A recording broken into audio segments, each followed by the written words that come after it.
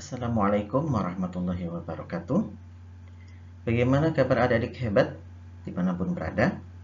Berjumpa kembali dengan channel Guru Maman ya. Kali ini kita akan mempelajari tentang materi edisi kedua adik-adik ya, yaitu tentang sistem reproduksi manusia bagian kedua, yaitu struktur dan fungsi organ reproduksi pada laki-laki ya adik-adik ya. Nah, ini merupakan materi kelas materi IPA ya, kelas 9 pada semester 1. Nah, adik, pertemuan yang edisi pertama kita telah membahas tentang yaitu pembelahan sel ya. Jadi adik-adik nanti bisa lihat video edisi yang pertama. Nah, selanjutnya adalah yang kedua, ini kita akan bahas pada materi kali ini tentang struktur dan fungsi organ reproduksi pada laki-laki ya. Adapun yang ketiga ini nanti kita edisi selanjutnya ya, termasuk yang keempat ya dan yang kelima. Oke, baik adik-adik, kita akan mulai. Nah, untuk struktur dan fungsi organ reproduksi pada laki-laki ini ya, sebelum kita masuk membahas ini adik-adik ya, mungkin oleh sebagian orang ya katanya sih materi ini tuh agak tabu ya. Gitu ya. Jadi adik-adik insya Allah tidak perlu kita tabu ya mengenai materi ini, karena ini adalah merupakan ilmu pengetahuan dan tentunya tujuan kita mempelajari tentang ini juga adalah untuk bagaimana kita bisa merawat menjaga organ reproduksi yang kita miliki, dan ini merupakan vital ya di dalam salah satu sistem ya di dalam tubuh kita gitu ya. Jadi adik-adik nggak usah tabu, nggak usah malu juga ya, karena ini bagian dari ilmu pengetahuan. Baik adik-adik, kita akan mulai. Nah, berbicara tentang struktur dan fungsi organ reproduksi pada laki-laki ya, ini kita akan membicarakan dua hal ya. Yang pertama adalah kita akan membicarakan organ-organ ya yang terlibat di dalam reproduksi pada laki-laki ini ya. Jadi organ-organ yang terlibatnya kita akan lihat organ apa saja yang akan terlibat gitu ya. Nah, yang kedua adalah tentang peristiwa tentang pembentukan sperma, yaitu spermatogenesis. Nah, jadi hari ini kita akan mempelajari tentang organ-organ yang terlibat, tentunya beserta fungsinya adik-adik ya. Dan yang kedua adalah tentang spermatogenesis, bagaimana proses pembentukan sperma ya. Baik, yang pertama untuk organ reproduksi ini adik-adik ya, ini kita bagi menjadi dua di sini ya. Ada organ bagian luar ya, ini tampak dari luar gitu ya, dan ada organ bagian dalam ya yang memang tidak terlihat dari luar. Nah, untuk spermatogenesis tadi yang Pak Guru sampaikan, yaitu proses pembentukan sperma pada laki-laki. Baik, jadi kita akan mulai yang pertama, yaitu tentang organ reproduksi. Nah, kita akan lihat yang pertama organ bagian luar terlebih dahulu ya. Nah, kita akan lihat gambar ini adik-adik ya, untuk mewakili, menjelaskan tentang organ-organ yang ada di reproduksi pada laki-laki ya. Nah, di sini kita lihat gambar ini cukup bagus nih adik-adik ya. Jadi ini gambar yang memang terlihat terang dan jelas. Ini adalah merupakan gambar dari organ-organ ya reproduksi pada laki-laki. Sedangkan gambar yang memang tidak jelas berarti ini bukan bagian dari organ reproduksi pada laki-laki. Nah, untuk organ bagian luar adik-adik di sini ya, yang tampak dari luar itu ada dua. Nah, itu yang pertama adalah yang bagian ini yang tampak di luar ya. Ini kita sebut dengan penis ya adik-adik ya. Ya, jadi ini kita menggunakan istilah ini ya. Itu menggunakan istilah ilmiah yaitu penis ya. Oke, baik. Nah, kita lihat nih adik-adik, fungsi penis ini apa gitu ya. Organ bagian luar yang pertama ini adalah sebagai alat untuk menyalurkan sperma ke dalam tubuh wanita ya. Mungkin kalau seandainya hewan itu ya tempat menyalurkan untuk ke tubuh betina gitu ya. Jadi ini sebagai alat untuk menyalurkan sperma ke dalam tubuh wanita. Jadi butuh alat ini untuk menyalurkannya. Jadi tanpa alat ini tidak bisa kita menyalurkannya gitu ya. Nah, ini fungsi utamanya gitu ya adik-adik ya. Nah, selanjutnya di dalam penis ini kita lihat ada yang berwarna biru di sini ya. Jadi ada yang berwarna biru ini adalah terdiri dari otot ya. Jadi otot-otot, biasanya otot ini adalah untuk melakukan namanya ereksi. Jadi ereksi itu bagian penis ini bisa menegang adik-adik ya. Ini biasanya terjadi ereksinya. Biasanya ereksi terjadi kalau pada adik-adik yang sudah memang pubertas gitu ya, di mana organ reproduksinya sudah berfungsi, atau dalam Islam itu adik-adik sudah dikatakan baligh gitu ya, di mana terkena taklif beban syariat. Nah, biasanya itu terjadi pada mimpi basah gitu ya, itu cirinya begitu ya. Nah, oke, baik adik-adik, di sini ada otot ya. Nah, di dalam juga seperti ini ada saluran adik-adik ya. Ada saluran. Nah, saluran ini yang nanti termasuk bagian organ dalam ini yang disebut dengan uretra ya. Nanti akan kita lihat bahas lagi lebih lanjutnya. Nah, yang selanjutnya yang kedua adalah organ bagian luar ya. Yang kedua adalah yang namanya skrotum yang ini adik-adik ya. Jadi skrotum ini seperti kantung gitu ya adik-adik ya. Nah, karena ini posisinya dari samping adik-adik, sebenarnya ini nanti di dalam itu ada dua di sini ya. Testisnya itu ada dua ya di dalam skrotumnya. Nah, skrotum ini adalah kantung di sini ya. Yang di dalamnya nanti ada testis yang merupakan organ vital ya. Nah, skrotum itu fungsinya apa? Di sini kita lihat skrotum sebagai tempat untuk melindungi ya dan menjaga suhu testis agar tetap normal adik-adik ya. Jadi dia selain melindungi, jadi jelas ini untuk melindungi bagian organ di dalamnya yaitu testis dan menjaga suhu testis agar tetap normal. Jadi memang di sini diatur suhunya gitu ya oleh si skrotum ini agar memang suhu yang dibutuhkan untuk kinerja dari pembentukan sperma itu optimal ya atau optimum gitu ya. Makanya biasanya skrotum ini adik-adik juga kadang dia mengkerut gitu ya. Jadi seolah-olah nanti mengkerut dan testis ini terdorong ke dalam, kadang juga dia mengendur. Nah, tujuannya apa? Memang tergantung kondisi lingkungan. Mungkin kondisi lingkungan sangat dingin di luar, maka dia akan mengkerut ke dalamnya. Ya, mungkin di kondisi yang dingin, testis itu tidak optimum untuk bisa bekerja. Nah, ketika mungkin suhunya optimum, maka dia akan mengendur kembali. Dan bentuknya seperti ini kenapa agak sedikit keluar di dalam tubuh, mungkin punya tujuannya juga ya. Jadi suhu optimum testis ini ketika bekerja itu mungkin suhu yang di luar tubuh kita ya. Karena kita termasuk manusia berdarah panas, suhu antara mungkin 35 36 gitu ya. Nah, jadi ini fungsinya ini, dua fungsi utama ini ya. Melindungi dan menjaga suhu testis agar tetap optimal di dalam memproduksi sperma ya. Nah, ini adik-adik organ bagian luar. Jadi ada dua, yaitu penis dan yang kedua skrotum. Nah, selanjutnya kita akan lihat yaitu organ bagian dalamnya adik-adik ya. Kita lihat organ bagian dalam. Jadi setelah ada organ bagian luar, maka ada organ bagian dalam. Nah, ini organ ini agak banyak gitu adik-adik ya. Ini ada 7. Kita lihat satu-satu. Nah, yang pertama adalah testis di sini adik-adik ya. Nah, testis ini sebenarnya ada dua ya adik-adik ya. Ada kanan dan kiri, ini karena posisi dari samping, jadi tampak itu hanya satu gitu ya. Nah, testis ini merupakan organ vital ya di dalam organ reproduksi pada laki-laki ya. Fungsinya ini adik-adik sebagai tempat pembentukan sel sperma di sini ya. Jadi merupakan komponen penting ya. Dan selain untuk pembentukan sel sperma, juga untuk hormon testosteron adik-adik ya. Jadi hormon testosteron juga diproduksi oleh sebuah testis di sini ya. Nah, kalau untuk pembentukan sel sperma Anda sudah tahu ya. Nah, untuk hormon testosteron ini kenapa dibentuk? Biasanya hormon testosteron ini adalah untuk membentuk yaitu pertumbuhan sekunder pada laki-laki ya. Jadi pertumbuhan sekunder laki-laki itu apa? Artinya dia ciri khas yang ada hanya pada laki-laki. Contohnya kalau hormon ini sudah berfungsi, orang bilang itu hormon laki ya atau hormon laki-laki gitu ya. Itu misalnya adik-adik tumbuh kumis gitu ya, sebagai ciri laki-laki, tumbuh janggut gitu ya. Terus suara itu membesar gitu ya. Terus tumbuh jakun di bagian lehernya gitu ya. Terus tumbuh bulu di bagian kemaluan gitu atau bagian-bagian lain dan dadanya mulai bidang dan yang lainnya. Itu merupakan ciri-ciri sekunder pertumbuhan sekunder pada laki-laki. Nah, ini dirangsang oleh hormon namanya testosteron. Dan ini diproduksi di bagian testis adik-adik ya. Nah, ini yang pertama. Nah, yang kedua adalah setelah testis ini adik-adik masih di dalam skrotum. Nah, setelah keluar dari testis ada saluran yang berlekuk-lekuk seperti ini panjang adik-adik ya. Nah, ini saluran yang berlekuk-lekuk yang panjang kalau kita urai. Ini masih di dalam skrotum namanya epididymis. Jadi bentuknya nanti saluran adik-adik yang berlekuk dan memang panjang sebenarnya ya. Ada epididymis. Nah, epididymis ini fungsinya apa? Ini sebagai tempat untuk pematangan dan penyimpanan sel sperma ya. Jadi di sini epididymis ini karena ada saluran yang panjang berlekuk setelah memang dari testis gitu ya. Nah, ini tempat pematangan sel sperma. Jadi sel sperma dimatangkan di sini ya. Selanjutnya adalah untuk penyimpanan sel sperma. Jadi selain pematangan dia juga untuk penyimpanan sel sperma ya.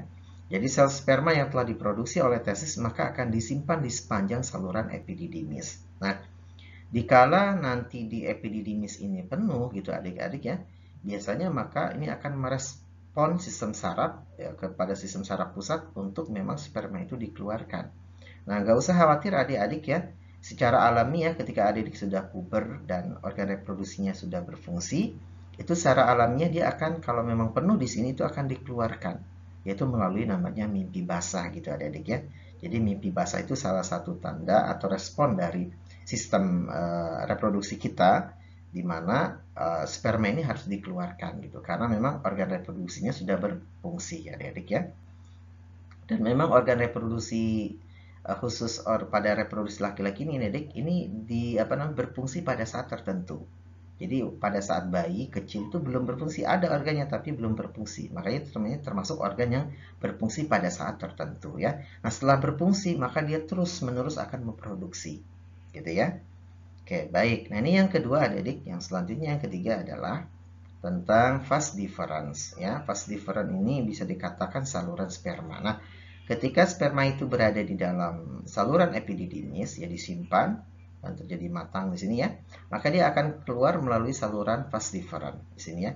Menuju kemana? Untuk menuju ke uretra di sini ya, ke uretra. Nah, kita katakan fungsinya sebagai saluran sperma menuju uretra. Jadi dari epididymis ini ada di skrotum, dia akan disalurkan dan ini karena tampak di samping ya, sebenarnya ini ada dua ya, ada yang vas deferens kiri dan kanan ya. Cuma ini dari satu kita ambil satu, tapi sebenarnya ada dua. Maka di sini di saluran ini ada dua di sini ya.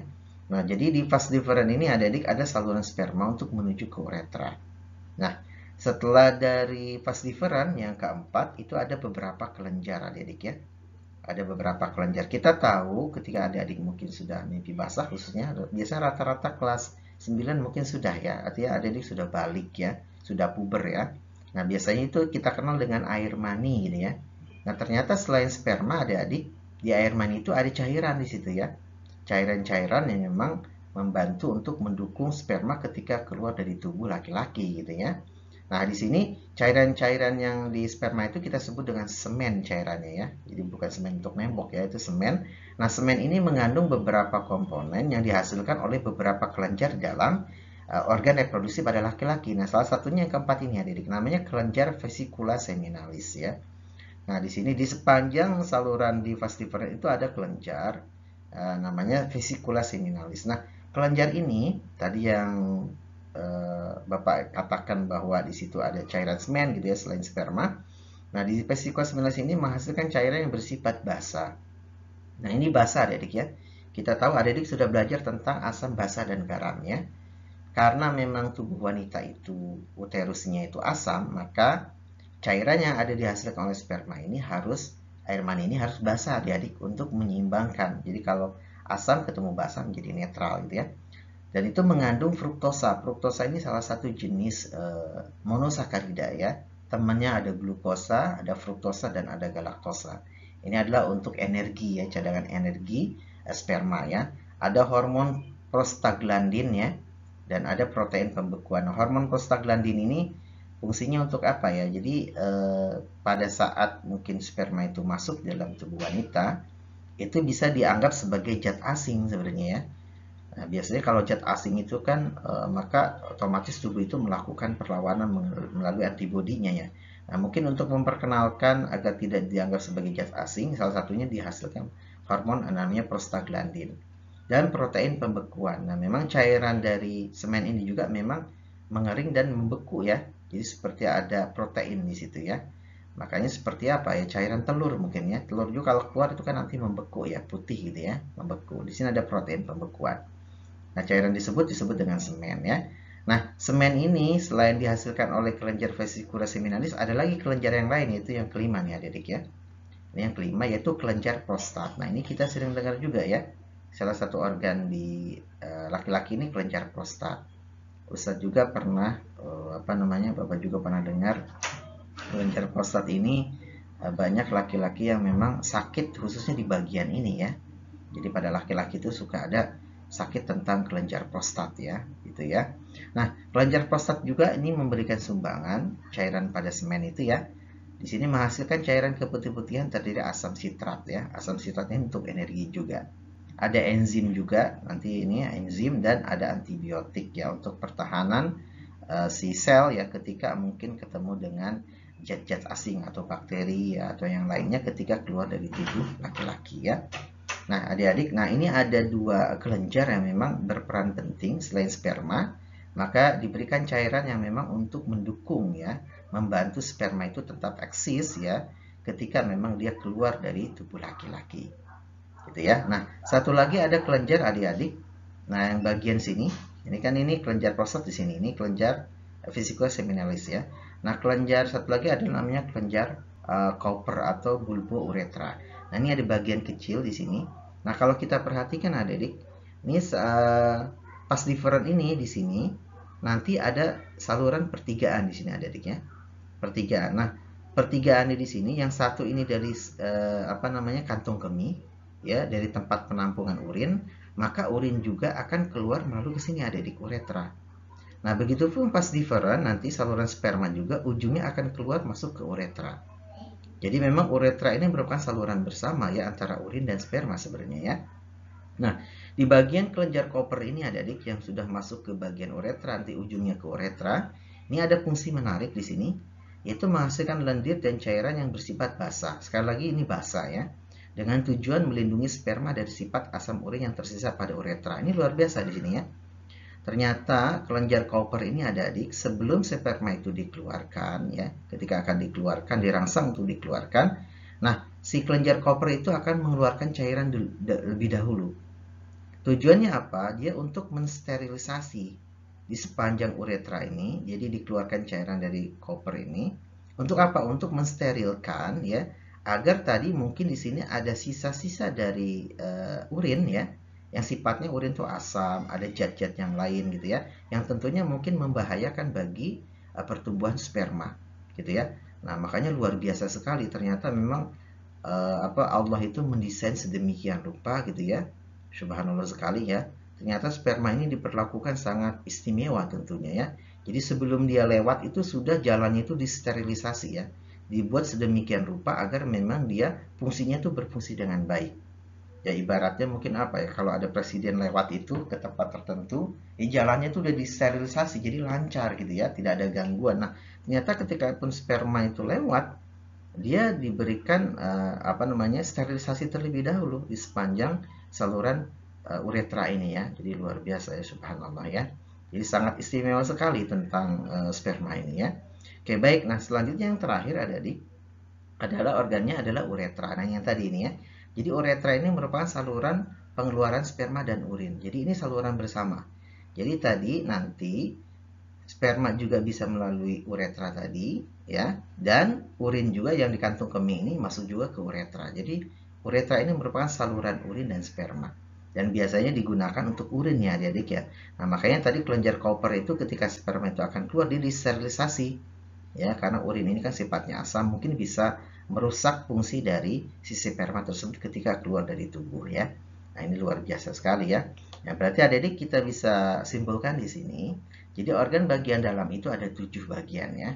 Mulai dari testis, epididymis, vas deferens, vesicula seminalis, kelenjar prostat, kelenjar Cowper, dan ada uretra. Ditambah lagi organ bagian luar tadi 2. Berarti ada 9 organ ya yang ada pada reproduksi laki-laki gitu ya. Oke, baik itu adik-adik untuk yang pertama ya. Nah, selanjutnya kita masuk ke bagian 2 adik-adik ya. Nah, ke bagian 2 adalah tentang spermatogenesis ya. Jadi spermatogenesis ini, nah ini kita lihat gambarnya. Bagaimana proses pembentukan sperma adik-adik ya.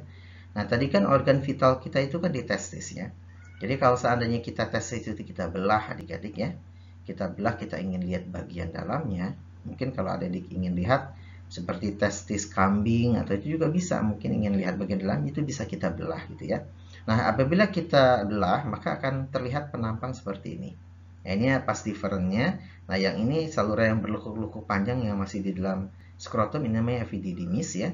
Nah, di dalam testis ini juga ada saluran adik-adik yang berlekuk ternyata panjang juga. Nah, di sini terjadi proses pembentukan sperma. Nah, ini saluran ini ya berupa tubulus. Tubulus itu apa ya? Bentuk bulat gitu ya, saluran-saluran yang panjang melekuk yang panjang sini adik-adik ya. Nah, ini disebut dengan tubulus seminiferus ya. Di sini tulisannya seminiferus tubule, tapi bahasa Indonesia tubulus seminiferus. Jadi di sepanjang testis ini ada saluran yang panjang berlekuk namanya tubulus seminiferus. Nah, kalau seandainya kita ingin lihat struktur dari tubulus seminiferus ini, misalnya kita potong, kita lihat amati, kita diperbesar. Nah, kira-kira gambarnya seperti ini adik-adik. Ya, kita lihat seperti ini. Nah, kalau kita perbesar lagi bagian di sininya pada saat pembentukan sel spermanya di sini ya. Nah, kita lihat perbesar kira-kira seperti ini. Nah, di sini terlihat ada spermatozoa yang memang sperma yang sudah lengkap ya, yang sempurna di sini. Nah, kita akan membicarakan di sini tahapan-tahapan di dalam spermatogenesis. Nah, ini yang mengaitkan materi kita ini dengan materi sebelumnya tentang pembelahan sel adik-adik ya. Kita tahu pembelahan sel itu kan ada dua jenis ya, ada mitosis, ada yang meiosis ya. Kalau mitosis itu promat ya, kita singkat kemarinnya, yaitu profase, metafase, anafase, dan telofase. Sedangkan pada meiosis ada dua pembelahan, yaitu meiosis 1 dan meiosis 2. Nah, meiosis 1 kita singkat promat 1 ya, yang meiosis 2 yaitu promat 2. Jadi sama tahapannya gitu ya. Nah, kita lihat, nah ini kaitannya pembelahan sel di sini adik-adik ya, yaitu terjadi dalam tubulus seminiferus, di mana terjadi di sini banyak terjadi proses peristiwa spermatogenesis ya. Nah, kita lihat lebih jelas tampaknya seperti ini ya. Nah, ini seperti ini. Nah, proses pembentukan spermatogenesis kita bisa katakan itu tahapannya kita singkat dengan 5S adik-adik ya. Ada 5S ya. Nah, 5S ini apa? Pertama adalah spermatogonium akan membentuk menjadi spermatosit primer. Spermatosit primer akan membentuk menjadi spermatosit sekunder. Spermatosit sekunder itu akan membentuk menjadi spermatid, dan terakhir adalah menjadi spermatozoa. Jadi ini dari S semua, berarti ini kita bisa singkat 5S ya. Nah, kita lihat adik-adik, yang pertama adalah spermatogonium, atau kalau di sini spermatogonia sama ya, artinya di sini sel induk sperma. Nah, ketika spermatogonium ini akan melakukan pembelahan ya, dan akan menghasilkan sebuah spermatozoa, maka dia akan yang pertama kali itu membelah, membentuk namanya spermatosit primer di sini. Nah, kalau kita perhatikan adik-adik, spermatogonium itu 2N ya, diploid ya. Nah, hasilan spermatosit primer juga 2N di sini ya. Nah, berarti kan di sini kalau kita kromosomnya juga di sini ada biru 2, merah 2 sama. Berarti di sini peristiwa spermatogonium membentuk spermatosit primer ini adalah pembelahannya adalah secara mitosis di sini. Ya, kita tahu mitosis kan salah satunya cirinya adalah kromosom yang dibentuk itu adalah sama dengan sel induknya ya, dan dia berarti identik dengan sel induknya. Nah, jadi yang pertama terjadi pada peristiwa spermatogenesis adalah peristiwa pembelahan secara mitosis, yaitu dari spermatogonium menjadi spermatosit primer. Nah, di sini kromosomnya 2N diploid, maka menjadi kromosom yang diploid, berarti sama, identik dengan induknya. Ini sudah terlalu penjelasan di edisi yang pertama ya. Bagi adik-adik yang mungkin belum paham, bisa melihat dulu nanti di penjelasan edisi pertama tentang pembelahan sel. Nah, selanjutnya dari spermatosit primer ini adik-adik melakukan pembelahan menjadi 2 sel anakan, yaitu spermatosit sekunder. Nah, karena spermatosit primer ini adalah diploid 2N, nah 2 sel anakan ini, spermatosit sekunder ini adalah N haploid di sini, hanya N. Nah, kalau N di sini berarti kan kromosomnya turun setengah adik-adik ya. Di sini awalnya birunya 2, merahnya 2, ini menjadi 1-1 ya. Biru 1, merah 1. Berarti ini ada setengah kromosom yang turun.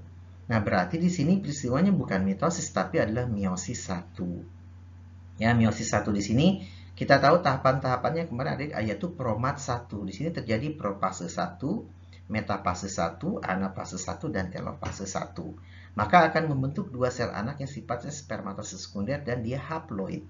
Kromosomnya setengah dari kromosom induknya. Nah, ini dikatakan meiosis 1 ya.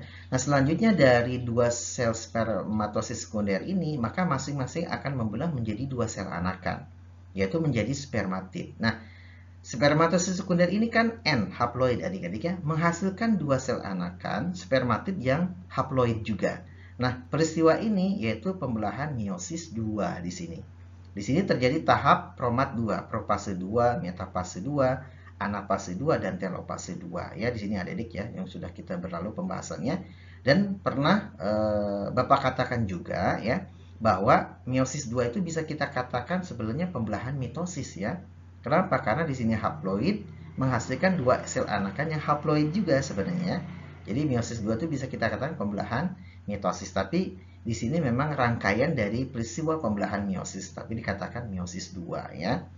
Oke, menghasilkan 4 spermatid di sini ya. Nah, selanjutnya spermatid ini adik-adik mengalami perkembangan menjadi sperma yang dewasa, yang lengkap gitu ya. Secara strukturnya dia mengalami perkembangan ya. Dia berdiferensiasi, ada berubah yaitu membentuk namanya spermatozoa. Yang semuanya adalah haploid ya, 1N. Nah, ini ciri dari pembelahan meiosis ya. Dia induknya dari induknya 2N, maka menghasilkan 4 sel anak yang haploid ya. Gitu ya, berarti kromosomnya turun setengah dari kromosom induknya. Makanya dia tidak identik sama persis dengan sel induknya gitu ya. Kemarin kita bahas kenapa dia tidak sama persis sel induknya. Kemarin ada peristiwa namanya crossing over ya di profase 1 pada saat pembelahan meiosis kita itu ya. Jadi dia menyebabkan bahwa karena terjadinya crossing over sehingga menyebabkan sel anakan itu tidak identik dengan sel induknya ya. Nah, ini adik-adik jadi menghasilkan 4 spermatozoa yang fungsional dan aktif ya. Oke, baik. Nah, selanjutnya kita bisa katakan sibukan di sini adik-adik ya, spermatogenesis ini. Jadi spermatogenesis itu berlangsung di dalam testis adik-adik ya. Khususnya tadi di dalam tubulus seminiferus ya, jadi adanya saluran yang panjang gitu ya, saluran yang panjang berlekuk adik-adik. Nah, kenapa dia salurannya panjang gitu? Berarti di situ banyak terjadi peristiwa spermatogenesis. Makanya sperma itu sekali dikeluarkan gitu ya, itu sekian mili, itu jumlahnya itu puluhan juta adik.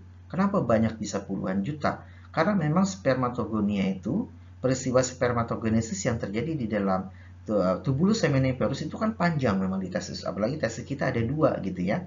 Jadi memang produksinya banyak sekali memang ya. Subhanallah memang ya. Oke, baik. Selanjutnya adalah dihasilkan 4 sperma yang fungsional ya.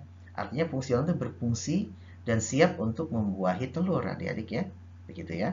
Nah, selanjutnya adalah yang ketiga dimulai saat laki-laki mulai pubertas. Jadi adik-adik dikatakan pubertas tandanya organ reproduksinya itu sudah berfungsi. Biasa ditandai dengan mimpi basah ya. Itu tanda bahwa organ reproduksi adik-adik itu sudah berfungsi di situ. Berarti sudah bisa memproduksi sperma melalui peristiwa spermatogenesis yang terjadi di dalam testis gitu ya adik-adik ya. Terus selanjutnya juga diproduksi secara terus-menerus adik-adik ya. Jadi memang setelah organ reproduksi ini berfungsi ya pada saat pubertas, maka dia akan diproduksi secara terus-menerus gitu adik-adik ya. Jadi selama kondisi kita asupan gizi kita bagus ya, dan itu bisa akan memproduksi sel sperma terus menerus. Nah, sampai kapan? Nah, khusus laki-laki itu adik-adik sampai memang organ testis kita dua-duanya itu berfungsi dengan baik, sampai mungkin kakek-kakek kita sampai tua itu masih bisa berproduksi adik-adik ya. Dan jumlah sperma itu banyak ya. Sekali dikeluarkan itu bisa puluhan juta ya. Puluhan juta. Jadi dari sekian puluhan juta itu dia harus bisa mampu membuahi sebuah sel telur ya. Makanya adik-adik walaupun sperma ini diproduksi sangat banyak, ternyata juga yang mampu membuahi sebuah sel telur itu juga hanya 1 sperma dari sekian juta. Berarti yang lainnya mati gitu ya. Nah, berarti memang antum ini ya, adik-adik ini yang memang hari ini ada gitu ya, itu adalah merupakan sel sperma yang unggul, yang mampu membuahi sebuah sel telur dari sekian jutaan sel sperma yang lain.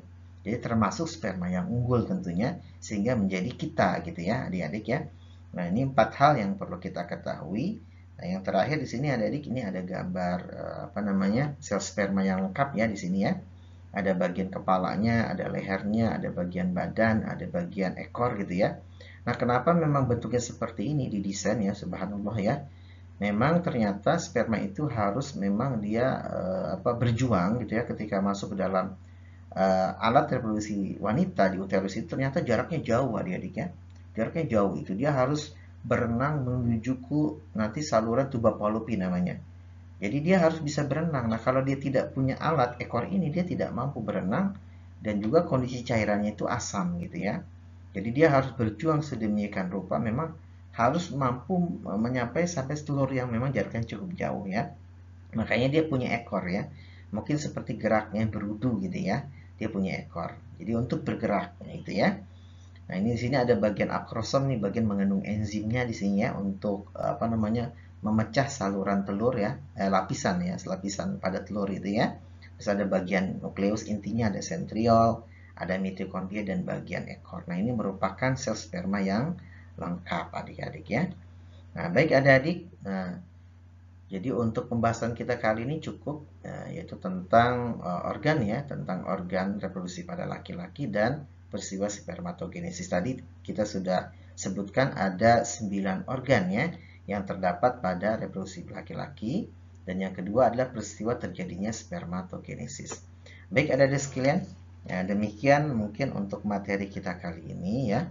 Insya Allah kita akan berjumpa kembali di edisi selanjutnya. Jadi kita sudah membahas tentang yang lalu, edisi pertama itu pembelahan sel.